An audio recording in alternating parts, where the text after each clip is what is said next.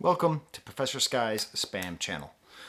The video you're about to watch, I originally recorded yesterday morning to sort of be an accompaniment to the work that I did with Anthony Fantano. I was going to put it on my main channel, and I thought about it a lot, but ultimately it's not a music video. It's a political video. And it's not even really a political video as much as it is a cry for humanity, which you may not know this, but that's the actual secret mission of all the work that I do on YouTube. I'm just trying to promote humanity. So it's going to be sort of formatted like a normal Professor Sky video, but as you can see, it's much more a meditation on the relationship between empathy and invading armies. It's complicated. So anyways, here, let's get to that. Oh, shit. So I bought this Fantano flannel for my Halloween episode, and I never wear it on screen because I don't want you to think I'm trying to look like Fantano, but I wasn't going to record today, and now I've got a Fantano flannel on. I look like I'm trying to look like him. I'm not. Transition. Thank you for auditing the always positive new music review show hosted by a French professor who's going to be talking about some Russian musicians. My title is a little bit cute. You can tell it's one Russian rapper you should listen to. I'm actually also going to be talking about a rock band as well. But as you'll see, the title has kind of a double meaning. Now, this whole video I'm doing right now is in reaction, or sort of building upon, the work that I did with Anthony Fantano on a video that was released just last night, 5 Ukrainian rappers you should check out. I'll include a link to it up there. You've probably already seen it. It's the most exposure I've ever gotten in anything I've ever done in my entire life. And I really wanted to emphasize something about that video and about what the goal of that video was. It is not, and should not be seen in any way, as an attack on Russia or on Russians. I understand that there's an anti-Russian sentiment implied at this point in time doing a video that is talking about the greatness of Ukrainian culture, but that's not actually the goal of the video. Now, I've been in the comment sections over there, and my comment sections are kind and wonderful, and I love it. And I only get really positive feedback. I very rarely get trolls or angry nationalists or right-wing loonies or left-wing loonies for that matter. I don't have very many loonies at all. I have less loonies than a Canada-free zone. But over there, he has 1 million subscribers, so I've been kind of looking at the way that it's being perceived, and for the most part, it's all positive, and I love it. My favorite thing is how many people are over there saying that they love my channel. Thank you. And thank you to the mysterious person who suggested this collaboration in the first place and emailed Fantano with my information. But the main thing that the video is about humanity. And if there's one thing this channel is about beyond talking about new music, it's about the importance of humanity. Now, of course, music is part of the humanities. But when you study music, and when you really love it, and when you really try to understand where it comes from, you are inevitably being a humanist. That is somebody who prioritizes, somebody who values humanity and what it is able to create. I believe, I think history has shown that that's really the only way out of tribalism, the way out of war and murder and misery, is if we see each other as human beings. So the goal of that video was to combat, not Russians, but to combat our own perception of what a Ukrainian is. Right now, we see victims and heroes. That's all we see. That's all we can see. Because we don't have time for anything else. So why not use Fantano's amazing platform and work on helping to turn Ukrainians into people who have a hip-hop scene just like we do, who listen to hip-hop just like we do. That's the idea, just to see them in that way. Now, in the comment section over there, he gets all the time the why you know review. The number one thing is why you know review your old droog. At this point, it's becoming like a joke because I've never reviewed Your Old Droog, even though I probably should because I've liked his music and he works with a lot of people who I like. I'm eventually going to do it, but it's good for engagement that I don't because people just keep on saying, YOD, why? But the main thing that I saw over there was people saying, oh, this is great. Now that you're doing international stuff, talk about Poland, Palestine, talk about France, talk about Italy, talk about China. And this is the issue. This is what's fascinating about talking about music that's outside of America. Once you open that box, you realize how big the box is. American cultural hegemony, and especially English's linguistic hegemony, is so complete in popular culture that you can go your entire life without ever thinking about music or culture in another language. But once you peek in and you see that it's there, it's like, oh my God. Not only could we have done a video like that for literally every country in the world, we could have done a video about Ukrainian heavy metal, about Ukrainian punk, about Ukrainian rock. The reason that we didn't, obviously, is you can't do everything. You know, I'm not an expert on Ukrainian hip hop. I said that at the beginning of the video. All I have is what I call my open-minded ignorance. You know, that's why the slogan of my channel is "Ignorance is profound." I know a lot about a lot of stuff. You know, that's part of why people like me, is because I'm a smart guy and all that. But the main source of my intelligence, I believe, is a curiosity. So when I realized Ukraine must have a hip-hop scene, I did a lot of research, but always I know that there's a lot that I don't know. A lot of lyrics I can't possibly understand. You know, so I've done this videos about Ghana, about Germany, Mali, France, Canada. Even Canada, I don't think I can realistically say I have any kind of real, deep, true understanding of. It's a different culture. All you can do is share what you have and not pretend to be an expert. That's my goal. The best question that I saw, and this is the question I saw most often, and the question which I always intended to answer myself, is why no Russian hip-hop? Now, some people who are saying this were trolls. Some people who are saying this were Russian nationalists who see any kind of praise of Ukraine being forcibly a condemnation of Russia. But many people were making a different point. And it's that point that I want to focus on. Now, of course, you know, already a 40-minute Fantano video is a long video for him. My kids were joking that it's a short video for me. That if I were to do YouTube shorts, they'd be 20 minutes long. But you know, like we had to focus. And obviously focusing on the people who are currently being murdered and invaded, and people who are currently in that acute state, I think is more relevant for them to receive this kind of humanizing view. But it is true that covering the hip-hop of Ukraine does imply support. And I do support Ukrainians, and I do support Ukraine in this war. And while I decry Russia, while I do not support Russia, it's very important that I very much support Russians. That's the complication. That's where music and humanity comes in. That Russians are victims. They are. The Russian people are victims of this war. Not in the same way as the Ukrainians are, but they are victims. Whether or not people want this war, and many people, depending on what you read, most Russians don't, but even if they do, they live in a brutal repression, basically closer to North Korea than to America. I mean, we talk about freedom of expression in this country, which we've always had, and we've always had in abundance. There's not freedom of expression there. Systematically destroyed. If you speak out, you will be silenced. If you're lucky, you'll be silenced by being deplatformed or by being jailed. Worst case scenario, you'll be killed. That's the reality. They are victims in a real way. So let's talk about a Russian rapper. That's why you came here. Maybe. I don't know. Maybe you just came here to get angry in the comment section, in which case, go for it. There's one Russian rapper who has really come to my attention lately. His name is Oxxymiron. Oxxymiron. I might have had too many X's in there. And when I called this video One Russian Rapper You Should Listen To, I am supporting his music. He has good hip-hop, and I'll talk about that in a second.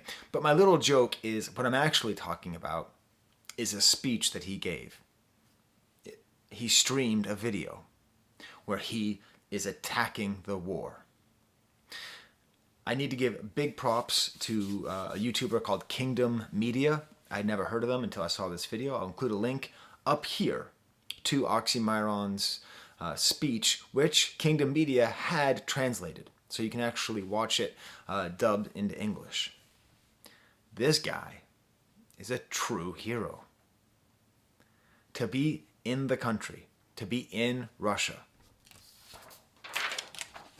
to be saying that what Russia is doing is criminal, to cancel his concerts in Russia, to cut off his own livelihood because, as he says, he cannot entertain while Russian bombs are falling on Ukraine.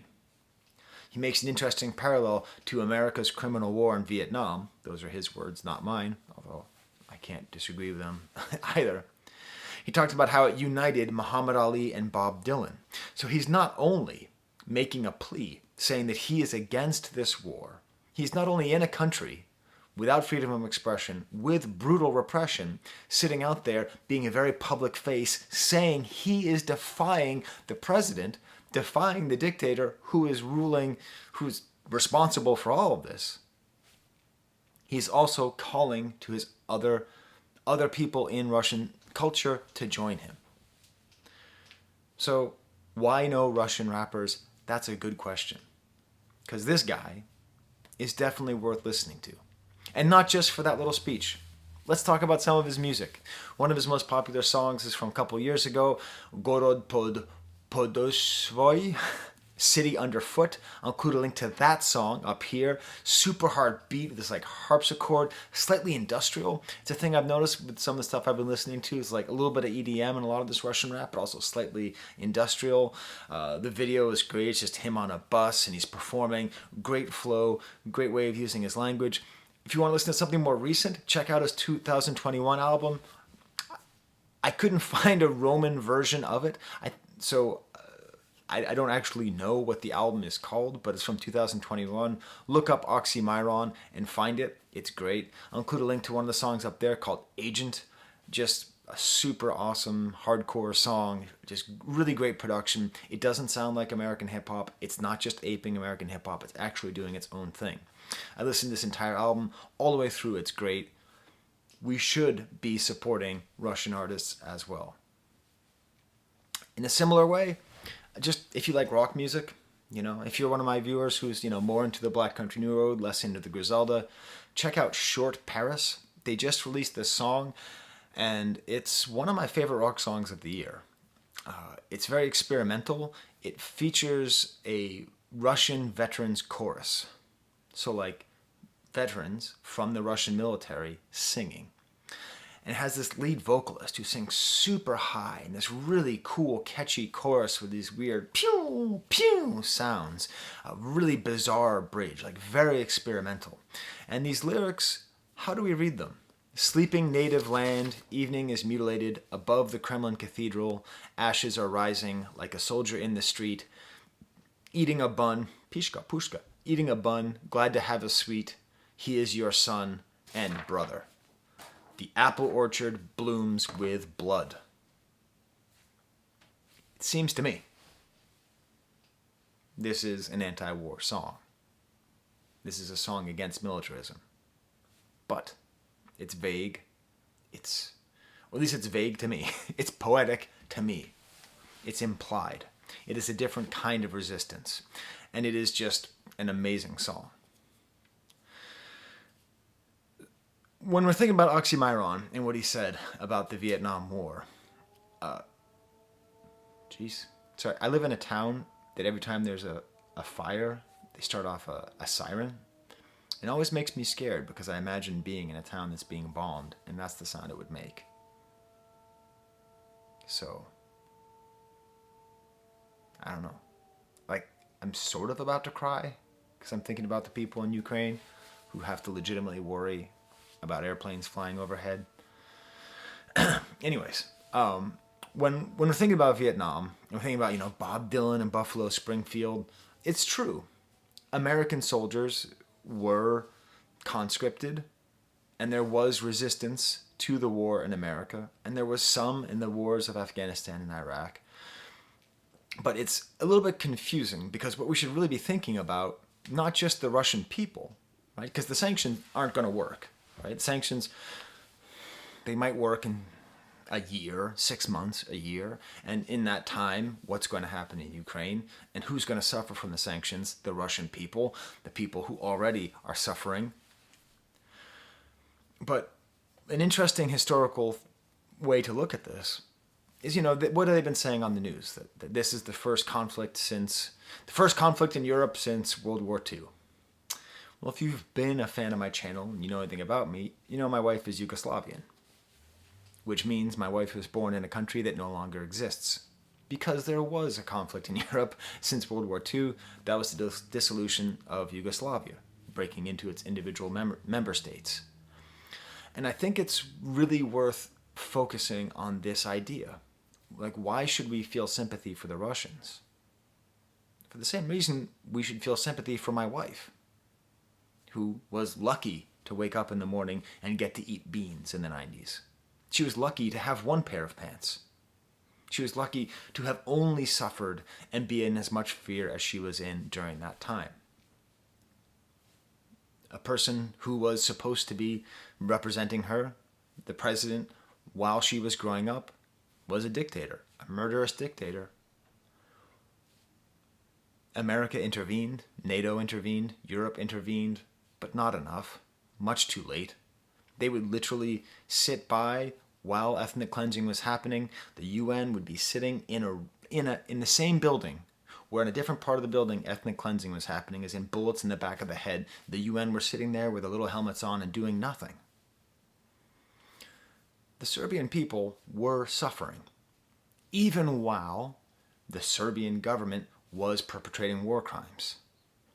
And if we can't hold those things at the same time, then we're really giving in to the same kind of tribalism that leads to this kind of murder in the first place, this kind of inhumanity in the first place. At the beginning of this conflict, everyone was so into that moment where that old lady gave the sunflower seeds to the soldier and said, put these in your pocket so that when you die on our soil, sunflowers will grow. Yeah, it's super badass. But who the hell is that kid? Who is that soldier? So what I want to do now is I want to close on maybe the most efficient piece of anti-war footage that I've ever seen, that my wife shared with me. And what I want to remind you of is a lot of these Russian soldiers are conscripted. It's not their choice. A lot of them, there's mandatory military service. You're 17 years old, 18 years old, you just have to go and do basic training, and it's usually not very intense in peacetime. So you have these 17, 18-year-old kids, they're given guns, and then they have to go shoot people and be shot at. So when we're listening to this Oxxxymiron music, when we're listening to this Russian music, remember, these kids probably like this music. They probably like the lyrics. They probably agree with this guy. But here they are, and they had two choices. They can go and kill or be arrested and potentially killed. Either way, they're stuck. They're just young kids who are forced into this situation. So yeah, it is badass putting the sunflower seeds in the pocket. But we don't know where that kid is from. We don't know what he's feeling or what he is actually doing there. So the clip I'm going to show you comes from Yugoslavia. It comes from 1991, the very beginning of the sort of dissolution of the conflict. I'm going to quote my wife who sent me this video. This boy was serving his regular military service in the Yugoslav National Army in Slovenia in 1991 when the war broke out. The Yugoslavian army was trying to get the weapons from all the other republics into Serbia to gain the upper hand in the war to come. So, there's multiple different parts of Yugoslavia, Croatia, Slovenia, Montenegro, Bosnia, Serbia. So because Serbia had the most power, they were trying to take all of the weapons and the guns and bring them all into Serbia. Obviously, people didn't want that if they were trying to break away from Yugoslavia, so there was fighting. This interview that you are going to see is of a little kid, 18, 19 years old. And it's going to break your heart because he's just sitting there and he doesn't know why he's there. He doesn't know who's shooting at him. He doesn't know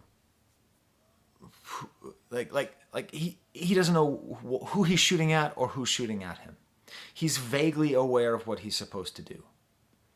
He's probably, based on his name, a Muslim kid from Bosnia, and this very same army would eventually attack Bosnia as well.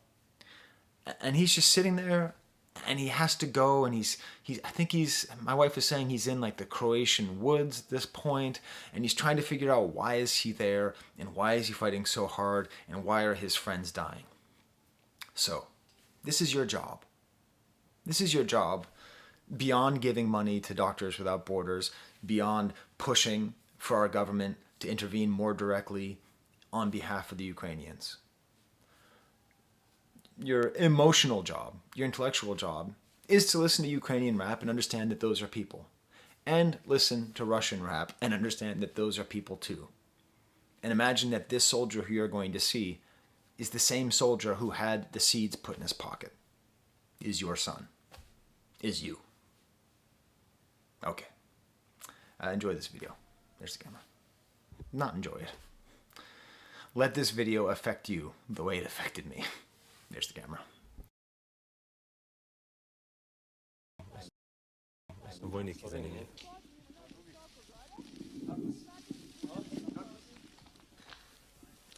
Jedeno, eto kako. Šta kaže, jel znate sve podatke protiv koga se borite i sve to? Otko znam, samo znam da pucaju na nas, ništa više. Ne znate ko puca? Pucaju ovi teritorijalci, koji drugi.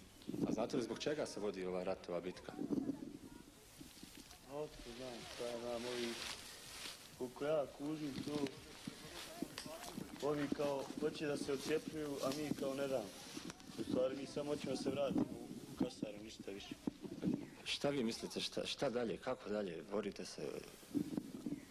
Šta ima da mislim, samo živ da ostanem, ne sam došao u sve. Znaš, care, bio si u vojci, znaš kako. Šta ti kaže, rač. A nijedan oficir nije poginuo, sve moje rane poginuo, jebeni. Oficirima. Koliko je tvoji drugova poginulo, znaš li danas? Danas trojica. Nijedan oficir? Nijedan oficir nije poginuo. Je snimano na vatrenom Pa položaju. ne, šta ne znam gdje mi je glad, gdje mi je noga, gdje nemam pojma. Kako gdje se nalazi, koji je dan, koliko ima godina, nema ništa ne znam. Ludnica živa. Niko u životu gdje da puca, nema u neku mene da puca. Gdje to može? To ne može nikako. Ja ne znam stvarno ovo. Samo živi da ostane, molim Boga, eto, ništa više. Samo živi da ostane. Majke. Koliko imaš godina? 19. Kako se zoveš? Da, Rudi. Još jedno pitanje, koliko ste drugovi poginuli? Trojica. Koliko je poginulo vojnika?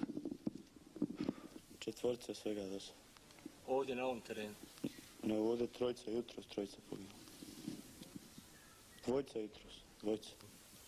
Pa i onaj treći što je bio ranjen umro. Pa umro.